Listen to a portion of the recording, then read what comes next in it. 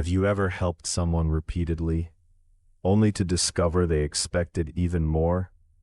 Have you ever sacrificed your time, energy, and peace of mind for someone, only to feel used in return? If so, you're not alone. Many people eventually reach a painful conclusion. The more they give, the more some people seem to take. And naturally, this raises an uncomfortable question. Why do people take advantage of kindness? At first glance, the answer seems simple.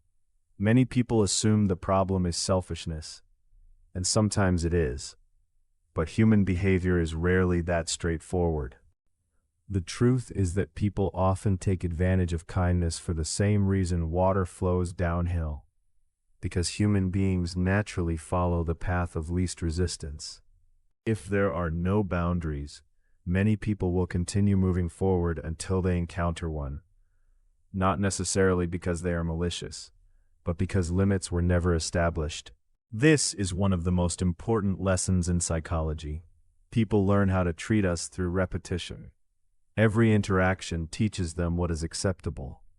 Every response teaches them what is possible. Every boundary teaches them where the line exists or doesn't exist. Imagine a person who always agrees to help. Every request, every favor, every inconvenience, no matter how unreasonable. At first, others may feel grateful, but over time something begins to change. Gratitude slowly transforms into expectation. The favor becomes normal. The sacrifice becomes invisible. The extra effort becomes assumed. What was once appreciated is now expected. This transformation happens more often than most people realize, and it reveals an uncomfortable truth about human nature. People quickly adapt to what they receive consistently. This principle affects everything: money, attention, affection, respect, kindness. The human mind normalizes what becomes predictable. As a result, endless giving rarely creates endless appreciation. Instead, it often creates dependency. Carl Jung believed that many of our problems emerge when we refuse to acknowledge certain parts of ourselves. One of those neglected parts is the capacity to protect ourselves. Many people proudly embrace kindness, but they reject assertiveness. They embrace compassion, but reject strength. They embrace generosity, but reject boundaries. The result is imbalance. And imbalance attracts problems. Imagine a city with no walls, no gates, no protection. Anyone can enter. Anyone can take. Anyone can stay. At first, this openness appears welcoming, but eventually it becomes dangerous. The same principle applies to human beings. Healthy boundaries are not walls that isolate us. They are gates that allow us to choose what enters our lives. Without those gates, kindness becomes vulnerable. Another reason people take advantage of kindness is that kindness often communicates availability, and availability is frequently mistaken for obligation. A friend asks for help. You immediately say yes. A coworker needs assistance. You immediately say yes. You immediately say yes. After enough repetitions, a pattern forms. People stop asking whether you're available. They begin assuming you are. This shift is subtle, yet it changes everything. Because once assumptions replace appreciation, resentment begins to grow, not only in the people receiving, but also in the person giving. This is why many kind people secretly feel exhausted. They believe they are acting generously, yet deep inside, they feel trapped. Trapped by expectations they helped create.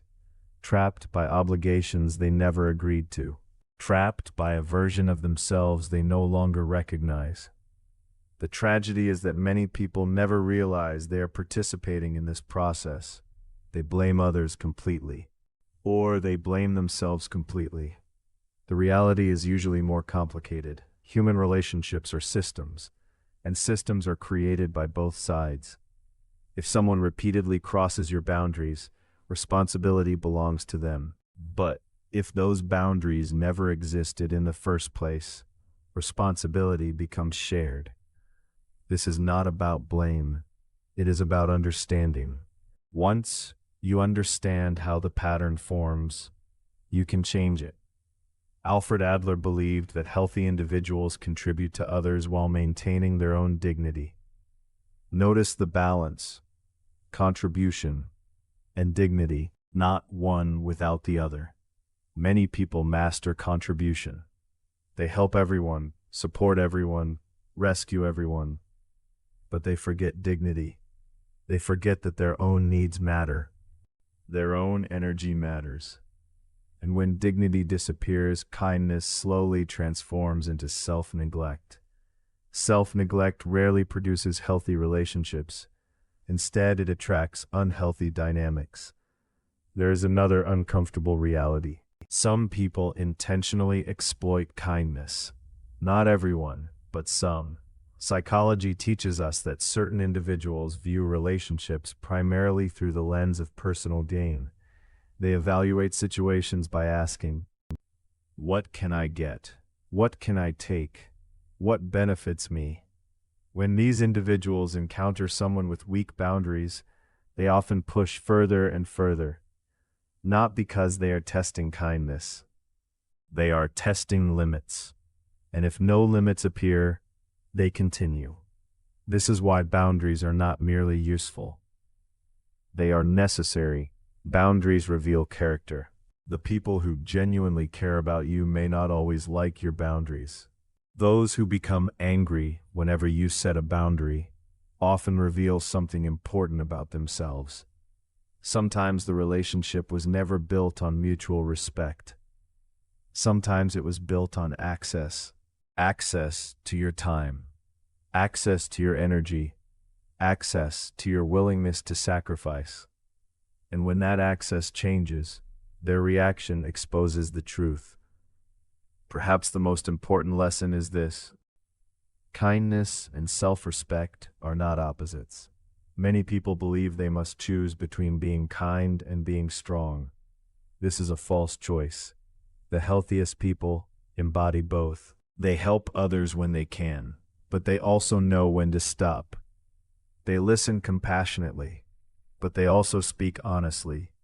They care deeply, but they refuse to abandon themselves. This balance creates sustainable kindness, the kind of kindness that can last a lifetime, not the kind that ends in resentment and burnout, because eventually every person faces a decision.